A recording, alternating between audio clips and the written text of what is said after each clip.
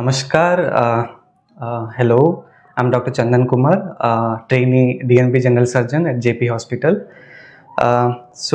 Winter का मौसम है, सर्दियों में सांस का फूलना which is breathlessness is very common. तो उसी टॉपिक को डिस्कस करने आज हमारे साथ है यहाँ के सीनियर कंसल्टेंट क्रिटिकल के specialist doctor Arun Kumar Sahu sir. नमस्ते sir. Thank you. Good evening everyone. So we have थोड़े से कपल ऑफ क्वेश्चन है हमारे जो कि हम डिस्कस करेंगे आज। Sir can we start? या sure. Thank you sir. Okay, तो पहला क्वेश्चन है कि sir how do we know कि if it is a normal common flu या फिर something more serious disease like a pneumonia?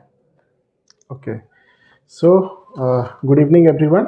सो ये बहुत इम्पोर्टेंट क्वेश्चन है क्योंकि जब हम घर पे होते हैं, थोड़ा बहुत खांसी जुकाम हो रहा है, थोड़ा बुखार आ रहा है, तो कैसे पता चलेगा कि फ्लू है या फिर निमोनिया हो सकता है। तो पहले we have to understand what is the difference. So flu is usually a viral illness and it is usually limited to upper respiratory tract, आपका माउथ, ओरोफेरिंग्स, नासोफेरिंग्स। जबकि जो निमोनिया होता है वो लंग्स का इन्फेक्शन होता है। So obviously pneumonia is much more dangerous. अगर इनिशियल सिम्टम के बारे में देखेंगे तो सिम्टम्स कुड बी ओवरलैपिंग, चाहे फ्लू के हो, निमोनिया के, जैसे फीवर हो गया, आपका रनिंग नोज हो गया, सोर थ्रोट हो गया, माइल्जिया, एकदम जो बॉडी एक होता है, तो वो सब नॉर्मल फ्लू के सिम्टम होते हैं। यूजुअली ये फीवर और बाकी सिम्टम 3-4 दिन में सबसाइड हो जाने चाहिए अगर ये नॉर्मल फ्लू है तो। ऑन दी अदर हैंड, अगर आपको हाई ग्रेड फीवर आ रहा है जो 3 दिन से ज़्यादा परसिस्ट कर रहा है, सांस लेने में दिक्कत हो रहा है जिसको हम रेस्पिरेटरी डिफिकल्टी या ब्रेथलेसनेस बोलते हैं, ऑक्सीजन सैचुरेशन, आजकल तो कोविड के बाद आई थिंक बहुत लोगों के पास पल्स ऑक्सीमीटर है घर पे, तो अगर ऑक्सीजन सैचुरेशन किसी का ड्रॉप कर रहा है या फिर सांस लेने में एक्सेसरी मसल्स ऑफ रेस्पिरेशन जिसको बोलते हैं, जैसे गर्दन के अगर मसल्स आप ऐसे सांस ले रहे हैं जैसे वो भी यूज़ करने पड़ रहे हैं, या अगर आप दमे के पेशेंट हैं और पफ जो इनहेलर यूज़ करते हैं अगर दिन में 2-3 बार यूज़ करते हैं और आपको ज़्यादा बार लेना पड़ रहा है, तो ये सब कुछ चीज़ें हैं। अगर ये होता है तो ये पॉसिबिलिटी है कि निमोनिया हो सकता है। फ्लू नॉर्मली एक वायरल इन्फेक्शन है, तो ये सेल्फ लिमिटिंग है, अपने आप ही ठीक हो जाएगा। बट अगर निमोनिया है तो फिर आपको डॉक्टर के पास आना चाहिए जितना जल्दी हो सके, क्योंकि देर करने से भी हो सकता है कि वो ज़्यादा फैल जाए। ठीक है सर। अगला क्वेश्चन है कि मोस्ट ऑफ द पीपल क्या करते हैं सर कि घर पे फ्लू हुआ, फीवर हुआ तो अपने आप बिना कंसल्ट किए एंटीबायोटिक लेना स्टार्ट कर देते हैं। तो सर उसमें आपको ट्रीटमेंट में आगे चल के क्या प्रॉब्लम होता है when the patient and up in the hospital? I think ये सबसे इम्पोर्टेंट और सबसे कॉमन प्रॉब्लम है जो कि हम फेस कर रहे हैं।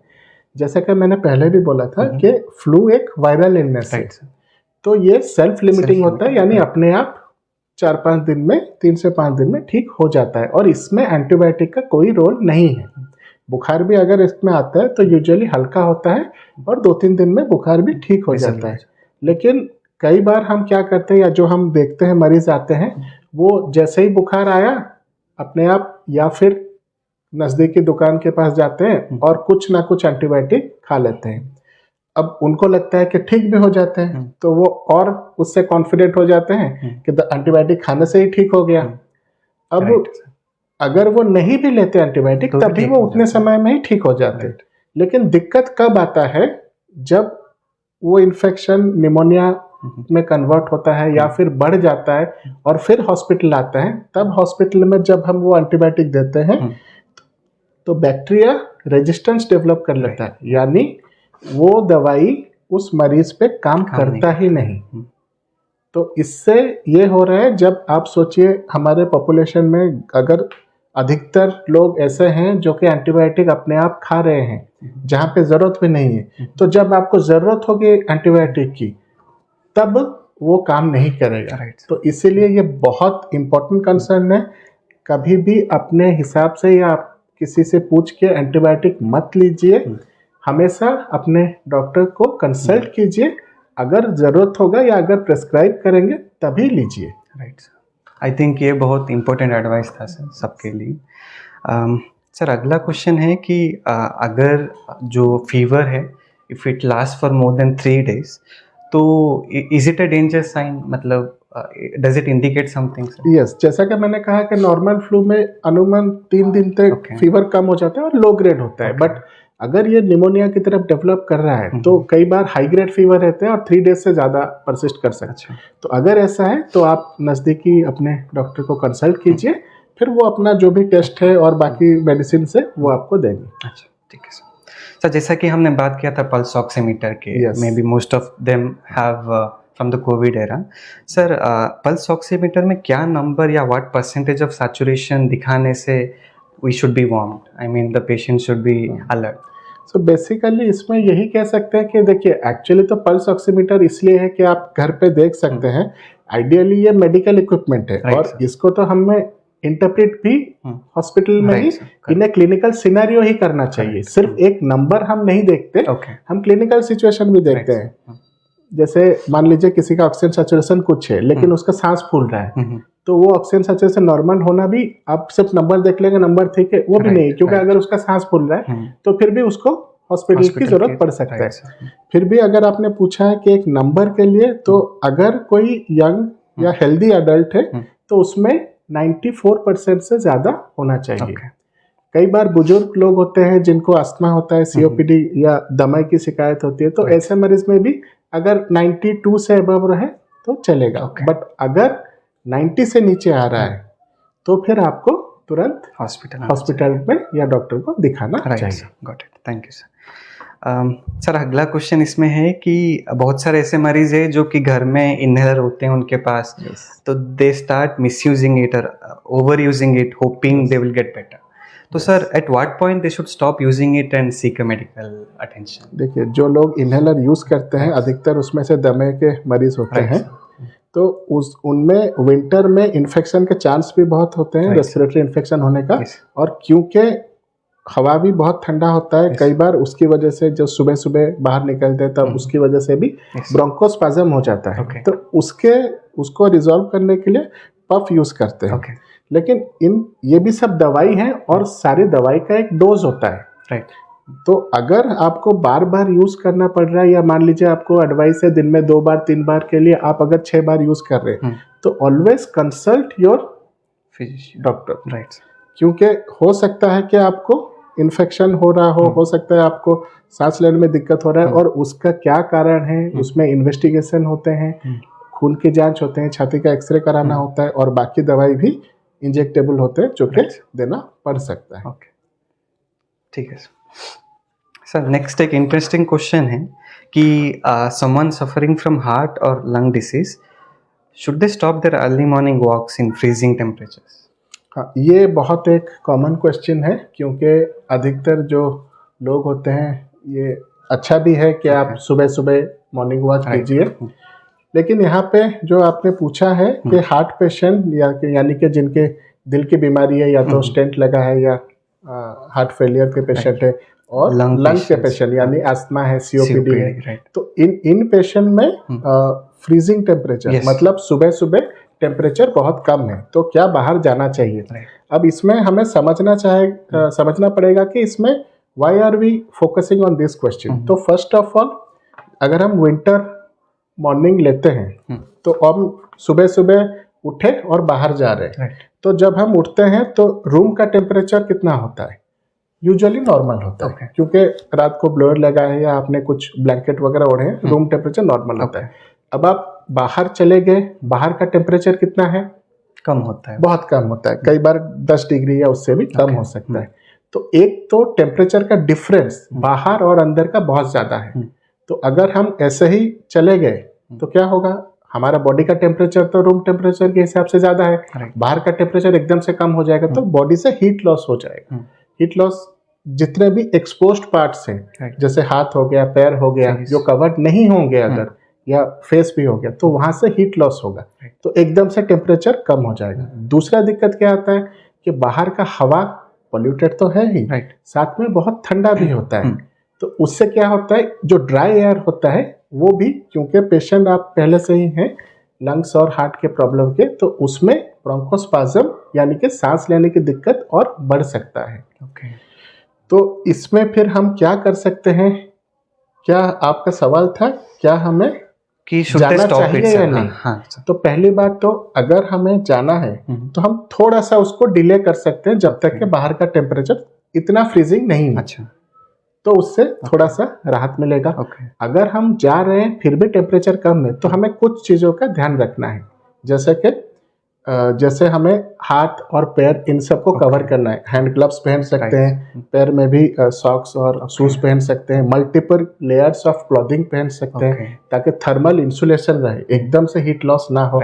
फेस को भी कवर कर सकते हैं, हेड को भी कवर कर सकते हैं। और एक इम्पोर्टेंट चीज़ है, फेस मास्क यूज कर सकते हैं क्योंकि बाहर इन्फेक्शन का भी खतरा है।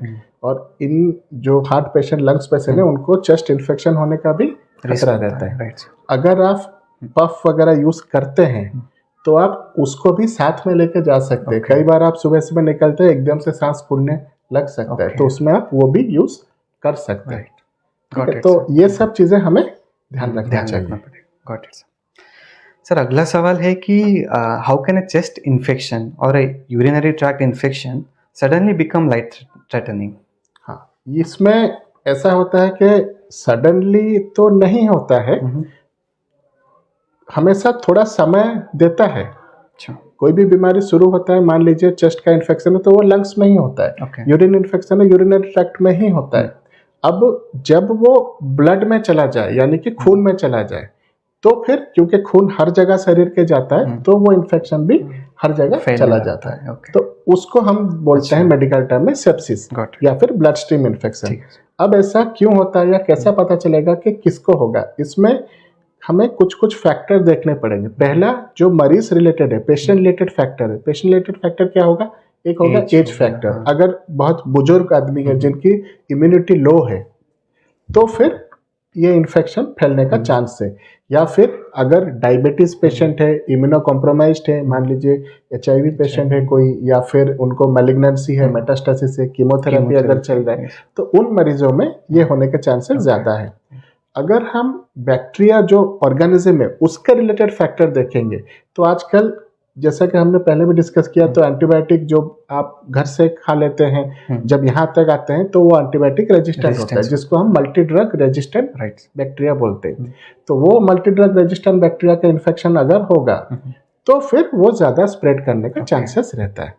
तो अगर ये रिस्क फैक्टर्स होंगे तो फिर हमें केयरफुल रहना है कि आगे जाके जो UTI है, यूरिनरी इन्फेक्शन है या चेस्ट इन्फेक्शन है, वो ब्लड स्ट्रीम इन्फेक्शन में भी कन्वर्ट हो सकता है। Got it sir. Regarding common flu or something more serious respiratory tract infection, when it comes to a family, is it true that severe shivering or confusion, including acting sleepy or lost, are the warning signs of those? Yes. अगर आप कोई मरीज है जिसको के बुखार आ रहा है, रनिंग नोज है, आप देख रहे हैं घर पे सो रहे हैं और सुबह देख रहे हैं वो उठ ही नहीं रहे, या फिर अल्टर्ड सेंसरम है या फिर बहुत ज्यादा सिवरिंग हो रही है, यस, ये अर्ली साइंस होते हैं, वार्निंग साइंस। क्यों? क्योंकि जब हम इन्फेक्शन होता है वो स्प्रेड भी कर सकते, जैसे हमने डिस्कस किया, ब्लड में स्प्रेड कर सकता है, तो उसके अदर साइंस आते हैं, जैसे ब्रेन को अफेक्ट करता है तो फिर अल्टर्ड सेंसरम जिसको बोलते हैं, या वो उठ नहीं रहा है, कंफ्यूज्ड है, जो कि नॉर्मली नहीं होना चाहिए खाली चेस्ट इन्फेक्शन है। इसके अलावा और भी है, जैसे सांस फूल रहा है, ऑक्सीजन सैचुरेशन कम हो रहा है, कई बार जो पेशाब होता है वो भी कम हो जाता है, या कई बार 6-6 घंटे तक बंद हो जाता है। तो अगर पेशाब भी किसी का कम हो रहा है या हाथ पैर ठंडे पड़ जाना, ये भी एक अर्ली वार्निंग साइन है। तो अगर ऐसा होता है तो आप तुरंत अपने नजदीकी अस्पताल में आके दिखाइए। Okay, got it sir. Next question is, if a patient comes to us early, can they be recovered without going into the ventilator? Yes. So you are asking about pneumonia patients. Yes, sir. Right. Pneumonia so yes, and इसमें catch point यही है, the catch point is early. Right. Early. Because normally what happens, that patients take antibiotics on their own, they stay at home for a very prolonged time, and by the time they reach us, it is already that the pneumonia has been spreading like anything. और the oxygen saturation is really going down, या फिर उनका सांस लेने में बहुत ज़्यादा दिक्कत हो रहा है। तो जितना लेट होगा, अगर ऑर्गेनिज्म मल्टी ड्रग रेजिस्टेंट हुआ तो उतना चांस है कि ब्लड में वो स्प्रेड करने का। और एक बार ब्लड में चला जाता है फिर वो दूसरे ऑर्गन को, जैसे किडनी हो गया, हार्ट हो गया, उनको भी अफेक्ट कर लेता है। तो जितना लेट होगा उतना मरीज के लिए भी दिक्कत है, एज ए ट्रीटिंग फिजिशियन हमारे लिए भी दिक्कत है, क्योंकि हमें फिर हायर एंटीबायोटिक देना पड़ेगा और कितना रिस्पॉन्स आएगा वो भी कहना मुश्किल है। और ज़्यादा चांस होते हैं कि हो सकता है कि पेशेंट को सांस इतना लेने में दिक्कत हो कि वेंटिलेटर पे डालना पड़ सकता है। अगर आप जल्दी आ जाते हैं और ट्रीटमेंट जल्दी शुरू होता है तो चांसेस ज़्यादा है कि आप उसको रिकवरी हो जाएगा without ventilator. Okay, got it. So next question is about flu vaccines. Is it too late to take a flu or pneumonia vaccine now, and who needs it most, particularly elderly या फिर diabetic patients? Yes, so flu vaccine, it is never too late to take a flu vaccine. Right. Guideline जो कहते हैं, अगर आपको COPD है, asthma है, तो अबव 65 ईयर में तो ईयरली लेना ही है। Okay. अब इसमें कैच पॉइंट ये है कि हर साल क्यों लेना है, क्योंकि वो फ्लू का स्ट्रेन बदलता रहता है, तो इसीलिए उसको ईयरली लेना है। Okay. अगर आप डायबिटिक पेशेंट हैं या सीओपीडी पेशेंट है तो उनमें एल्डरली है तो उसमें तो लेना ही है। आजकल तो जो यंग अडल्ट हैं या फिर हेल्दी एडल्ट्स भी हैं या चिल्ड्रन भी है, उनके लिए भी गाइडलाइन कहता है कि it is optional, not mandatory, but they can take. तो अगर वो लेते हैं, जैसे आप और मैं, हम भी ले सकते हैं, तो उससे क्या होगा कि अगर आपको फ्लू होता भी है तो भी सिवियरिटी उतना ज्यादा नहीं होगा। Got it. So it might not prevent the flu, but severity कम करेगा। It will reduce the severity of the illness. Okay. And the frequency of flu attacks also. Okay. मतलब अगर मान लीजिए आपको बार बार होता है, विंटर में 2-4 बार होता है, तो एक आध बार होगा और वो भी उतना सीवियर नहीं होगा, 1-2 दिन रहकर ठीक हो जाएगा। ठीक है। So one last question for all of us. What is your one golden advice to everyone watching this live session, sir? Okay, so I think the major of the things we have discussed, but the golden rule is simple: prevention is better than cure. Right. So you don't want to get infected, so take preventive steps. Right. Basic steps: you are going out, बाहर जा रहे हैं, wear a mask. Mask इसलिए पहनना है, ना तो सिर्फ आपको पोल्यूशन से बचाएगा बल्कि इन्फेक्शन से ही बचाएगा। Right. क्योंकि आप देखेंगे विंटर में आप कहीं बैंक में गए हैं, कहीं सब्जी खरीदने गए हैं, कोई ना कोई होता है जो ऐसे ही छींक देता है। Right. एंड कफ एटिक्वेट्स आप फॉलो कर सकते हैं, लेकिन आप सबको नहीं बता सकते कि कोई फॉलो करेगा ना चाहिए। और most common spread of infection उसी से होता है, ड्रॉपलेट इन्फेक्शन से होता है। तो हमें एक तो मास्क पहनना है। अगर आपको अस्थमा, सीओपीडी या फिर हार्ट प्रॉब्लम है तो आपको पहले से ही प्रिकॉशन रहना है, या फिर आप डायबिटिक है या आपके परिवार में कोई है जो इम्यूनो कॉम्प्रोमाइज्ड है, आपको पता है, तो उनको ज़्यादा सर्दी जैसे ना लगे या ज़्यादा इन्फेक्शन ना हो। अगर किसी को इन्फेक्शन हुआ है तो उसके पास में ना दे, क्योंकि ड्रॉपलेट से स्प्रेड कर जाता है। Influenza vaccine, flu vaccine yearly लगा सकते हैं अगर 65 ईयर अबव है, और डायबिटिक या फिर सीओपीडी पेशेंट है तब तो हर साल लगाना ही है। अदरवाइज ऑल्सो एडल्ट्स और चिल्ड्रन भी लगा सकते हैं। अगर आपको कोई भी सिम्टम होता है जैसे माइल्ड फीवर, रनिंग नोज, तब 1-2 दिन के लिए ठीक है, बट अगर 3 दिन से ज़्यादा रहता है या फिर वार्निंग साइंस जैसे हमने डिस्कस किए ऐसा होता है, सांस फूलने लगता है, ऑक्सीजन कम हो जाता है, तो फिर आपको तुरंत अपने नज़दीकी अस्पताल में आके दिखाना चाहिए। इसमें कैच पॉइंट यही है कि the early you start treatment the better it is, क्योंकि जितना हम डिले करेंगे उतना इन्फेक्शन फैलता जाएगा और मरीज के लिए भी नुकसानदायक होगा। ठीक है, got it, sir. I think we have covered all the questions mentioned for this session. Yeah, thank you very much. I think those who are watching, they might have got something to take from this. Yes. And even if you follow some of the etiquettes, I think it will be useful for all of us. Right. As a society, we'll be moving towards a better society. Right. Thank you. Thank you very much.